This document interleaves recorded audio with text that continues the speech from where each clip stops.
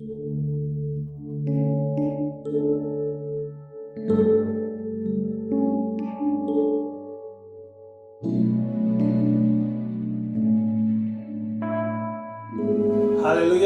Selamat pagi buat kita semua orang dikasih Tuhan. Mari kita satu dalam doa. Bapa kami yang dalam surga, kami datang di bawah kaki pada pagi hari ini. Kami berterima kasih Bapa buat hari yang baru ini. Bapa, tolong kami sebelum kami melakukan aktivitas kami. Kiranya firman-Mu yang akan menjadi Bapa pedoman dalam setiap kehidupan kami, yang menjadi pelita dalam setiap langkah-langkah kami Bapa. Kami serahkan semua ke dalam tangan-Mu, urapi kehidupan kami, hati kami, pikiran kami. Biarlah firman-Mu yang beracara. Kuasa-kuasa yang bukan berasal dari Engkau kami terpatahkan dalam nama Yesus.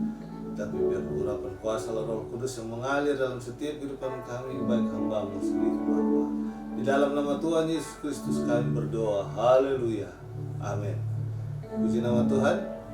Renungan kita pagi hari ini dapat di Yudas pasal yang ke-1 ayat yang ke-20 sampai yang ke-21. Yudas pasal yang pertama ayat 20 sampai yang ke-21 dikatakan situ, akan tetapi kamu, saudara-saudaraku yang kekasih, bangunlah dirimu sendiri di atas dasar imanmu yang paling suci dan berdoalah dalam Roh Kudus.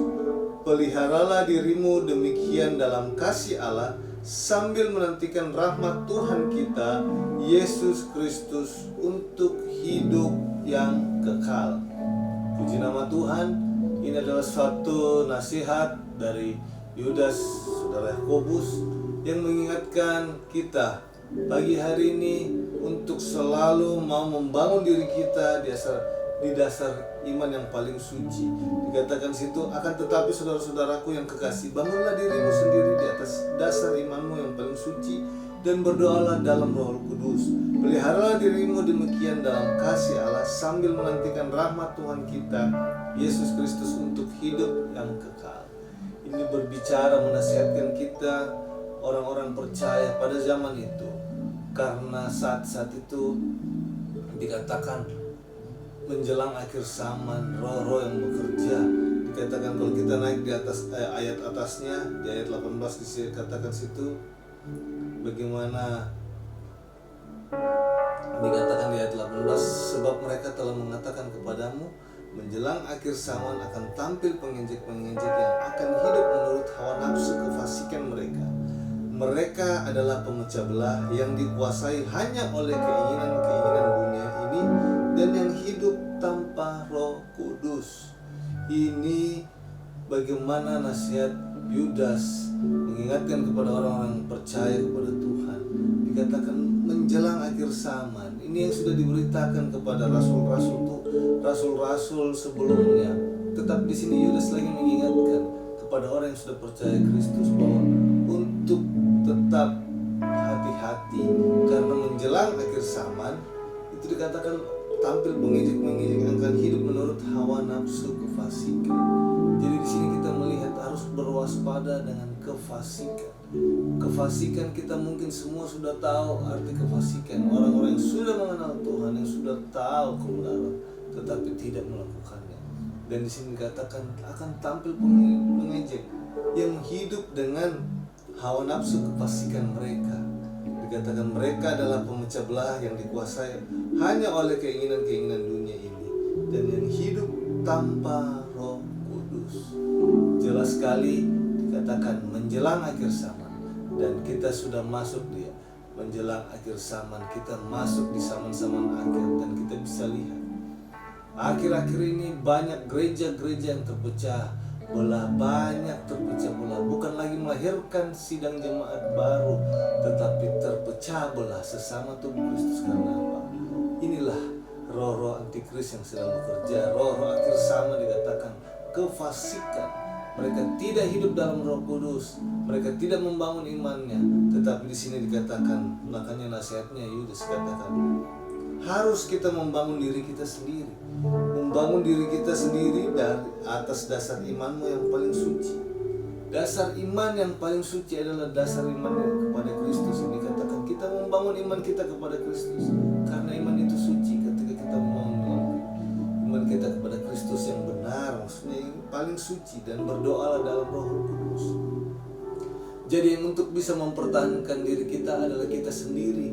Bagaimana kita yang harus membangunnya, bagaimana kita yang harus membangun iman kita. Dasar kita dikatakan dasar iman yang paling suci, dan pokok utamanya adalah Kristus. Pandangannya adalah Kristus. Tidak boleh bergeser dari ajaran Kristus.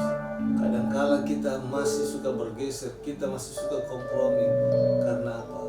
Kita tidak mau hidup mengimankan apa yang ajaran-ajaran Kristus yang sudah ada. Kita tidak mau membangun diri kita. Kita tidak mau mendengar koreksi-koreksi dari orang lain, masukin mungkin teguran-teguran dari firman Tuhan. Kita tidak mau, sehingga kita tidak bisa membangun diri kita. Tapi di sini dikatakan mari kita yang membangun diri kita. Dengan kata lain ini katakan membangun diri kita di iman kita yang paling suci, dan berdoalah dalam Roh Kudus. Pentingnya Roh Kudus dalam kehidupan kita, karena Roh itulah yang membawa kita kepada kebenaran. Roh kita yang akan Roh Tuhan yang akan menuntun kita dalam kebenaran. Ketika Roh Kudus ada dalam kehidupan kita, Dia akan mengingatkan kita, dan Dia selalu mengingatkan kita. Kalau kita sudah jalan salah langkah, Dia selalu menegur dan mengingatkan kita. Dan Dia yang dikatakan menuntun kita ke dalam kebenaran. Jadi hati-hati buat orang yang sudah jangan merasa cepat kita bangga ketika kita sudah berguru selali. Tetapi maukah kita dipimpin oleh Roh Allah? Di sini dikatakan tetap berdoa dalam Roh Kudus, supaya kita tetap dikatakan iman kita kuat, tidak terpengaruh dengan roh-roh yang sedang bekerja dalam akhir zaman ini. Tetapi dikatakan lagi di ayat 21, peliharalah dirimu demikian dalam kasih Allah, sambil menantikan rahmat Tuhan kita Yesus Kristus untuk hidup dan kekal. Jadi ada 3 hal di sini. Kita membangun diri kita dengan dasar iman kita yang paling suci, dan dikatakan selalu berdoa dalam Roh Kudus, dan dikatakan pelihara dirimu demikian dalam kasih Allah. Kita harus menjaga hidup kita, bahwa harus ada tetap kasih Allah dalam hidup kita. Makanya dikatakan peliharalah dirimu demikian dalam kasih Allah. Hidup kita harus tetap ada kasih Allah. Kita yang mempertahankan kasih Allah.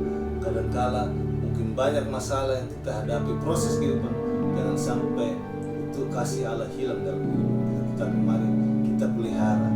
Ketika berbicara pelihara, itu adalah kita yang menjaga. Memelihara berarti kita yang mengusahakan selalu ada dalam kehidupan kita kasih Allah.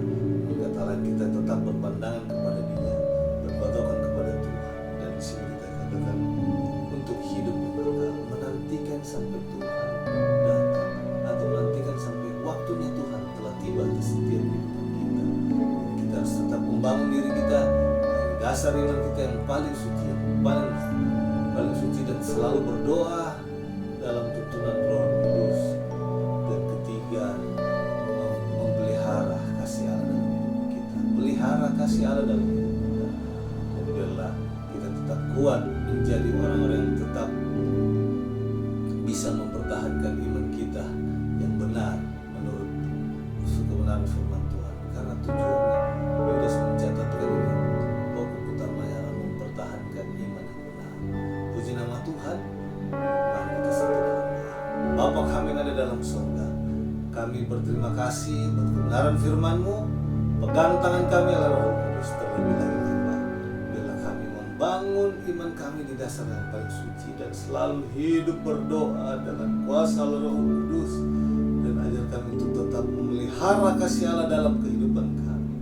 Kami manusia biasa Bapa, tetapi kiranya Engkau yang selalu menolong kami, menuntun kami. Karena kami tahu Bapa, Roh-Mu yang akan bekerja dalam setiap kehidupan kami. Mampukan kami Bapa, agar kami tidak terpengaruh dengan keadaan-keadaan akhir zaman, situasi kondisi akhir zaman ini. Tapi biarlah kami hidup sesuai dengan kebenaran firman. Di dalam nama Tuhan Yesus Kristus kami berdoa. Haleluya.